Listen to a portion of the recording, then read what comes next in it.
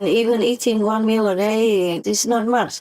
I'm eating one meal because I'm too busy, not just because of practicing simplicity, but because I'm also too busy. If I keep eating 3, 4 times a day, snacks and all that as well, and then I'm tired and go to sleep, how would I have time to do all of this inside and outside work? I truly don't have time to sometimes meditate in one posture or another posture at the time to fortify my work and help the world. I do the best I can, but my body is not made of cement. Even eating one meal a day is not a big deal. So if you guys really want to eat once a day, don't be proud of it. There's nothing to it, okay? I don't even drink juice after one meal. I just eat one meal, that's it. And if I'm thirsty, I just drink water, that's all. Okay? And then the rest is just work, work, work. Inside, outside. Meditating or Supreme Master Television. If you keep cooking all the time alone for yourself, then you have to wash and you have to clean the floor any time. It's just a lot of work. And I don't take a bath or shower a lot. Sometimes once a month or once every 1 month and a half. It depends on if I have water nearby or not. Depends on where I live. Sometimes I live in some area in the mountain. Water is not available all the time. I have to use rainwater. So I have to be frugal with water as well. It depends on where I go, where I have to go chasing my spiritual outlets, yeah? To be stronger spiritually so that I can do my work better. And also stay alive, be strong so that I can survive.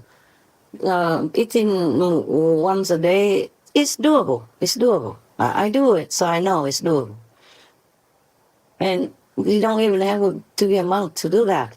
There was one lady, she runs to take these prizes for her animal people. She rescued many animal people. She's in England. And when she runs, she normally has trouble with her knees already. But because she loves her animal people so much, she still continues running and she took the prize. She didn't rest and runs in a very, very gruesome kind of landscape. It's not like you're running on the asphalt kind of street or even on a dirt road. No, no.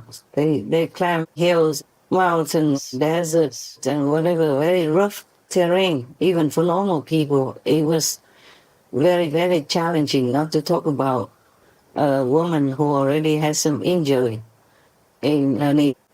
We have her in a Shining World Award program. And she ate only at 9 o'clock in the evening once a day. The only meal she ate per day. So if you guys copy anybody or copy me and eat once a day, there's nothing to it. Don't brag about it, okay? And don't make people follow you to do the same thing. And they might get in trouble if they're not strong enough or if it's not necessary, okay? And that's why I told you, be sensible. Even if you eat once a day, you can have fruit juice or vegetable juice. I don't have. We don't even have time for all that. You have to prepare, wash vegetables, and then you have to wash the blender afterwards and all that. Oh, God, it's too much work for me. I don't really have that much time. The inside work takes up a lot of time. Even if you have a lot of clothes in your wardrobe, you have a big walk-in wardrobe, for example, because you're rich. There's so many. Even if you want to find something from the clothes, you have to go and find it. To wear something to suit the situation or the place that you're going to go to. And you have to look in the mirror and all that. Just to talk about a few physical things is so much trouble already. Hmm? Not to talk about the spiritual power, which is hidden in your body. Yeah? It's not even right in front of your physical eyes. You have to use the spiritual eyes to search for it. And then you have to concentrate. You can't just go into somebody and see things right away. Many things in the daytime, in the workplace, or in your daily life will distract you often or now and then during your concentration. It's not easy to live in this world already. not to talk about looking for something that is beyond the physical world, and not to talk about whether or not you're strong enough to use it. Okay? Right. Just like even if you want to fly an aeroplane, it's easy for the pilot because he's trained for it. But you just jump in and want to fly an airplane, it's not possible. Okay? Right. So no pilot, even if he is in love with you, would let you fly the airplane because you might bring it all down and kill yourself as well with it. So don't blame me if I don't teach you these things. As I told you also, you have to be very near next to each other in order to learn that, because every inch, every millimeter even change of position of the feet, of the legs, or of the fingers, or of the placement of the body gives you a different result. And you don't always have to sit cross-legged. You have to sometimes lie down with one leg up, one leg down, and with different hand mudras, different hand gestures. So it's not something I can tell you just by speaking about it, okay? You have to look at it. So even like the Kuan method, when you do it, I need to send one of my monks or nuns to come to your place to teach you, or you come to our place when it's available, when it's, suitable. If you can travel and all that, some people cannot because they're poor, so we have to come to them and teach them. It has to be personal instruction and checking while they're doing it. Talking by phone is not enough, it's not good, even though we can do that, but it's not possible, okay? It's not feasible. You might do it wrong, and we can't correct it there. A spiritual thing is not written. We have to teach it outside of the sutras, outside of the Bible. In the Buddhist tradition, they also say that it's outside of the written teaching. It is from heart to heart. It means from soul to soul, actually. So in this kind of situation, it's also similar like that. I'm forbidden to write it down even, because it's not for everyone to use.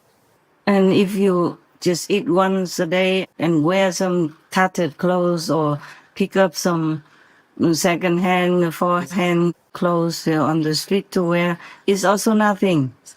It doesn't mean you will become Buddha or saintly or have mastership of any kind. You can punish your body forever, but that won't bring you anything unless you're pure in the heart and truly search for enlightenment, unless you truly have a Buddha to teach you the right method of meditation. If you keep doing other meditation methods, as I told you already, breathing and all that, when you sleep, you don't remember your breathing, so you can't meditate at that time. You should search for a meditation method that you will be always practicing meditation 24/7. And I also told you how to meditate during sleep. You know already. I won't talk anymore about it here. I have told you too many things. I don't have to repeat again. If you want to learn about all that, look back in those old time videos, okay? And even if you try to do that, do not feel proud or boast about it. Nothing. Don't make yourself into some big deal. Because many monks, nuns, and practitioners do that in other countries. For example, in India, they don't even wear anything. They just put ash on their bodies. And they do more penance for themselves, like sitting in the heated Indian summer with fire around them even, or sitting on nails or hanging by one leg or hanging with one hand up or whatever they do. These are extremes. Perhaps they want to really try to reach something. Perhaps they don't know what else to do. But that doesn't mean that you are already a saint or a sage. You may be a rishi or maybe a seer. You might have some magical power by concentrating the mind. But this is only mind power, okay? Mind magic. If you harness the mind energy, you will also have something, maybe some strong power within yourself. So if somebody treats you bad or curses you, then they will be in trouble. Because your magical power from harnessing the concentrated mind will also bring havoc upon them. But that is not Buddhahood. If you want to be Buddha, you can practice like that forever. And maybe some eons later you will. Maybe.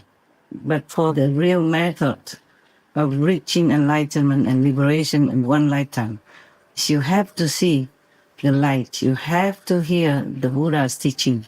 They call it currents from the higher dimension, which is in your body also. But you have to reconnect it with the universal high dimension power, okay? If not, then you can sit forever like the student of that Zen master who kept sitting there. And the teacher went and showed him that polishing the bricks cannot make them into a mirror. So whatever you want to practice, just continue with the Kuan Yin meditation, which is the direct connection with the universal power, with Buddha's land in all directions, with God's heavenly abode.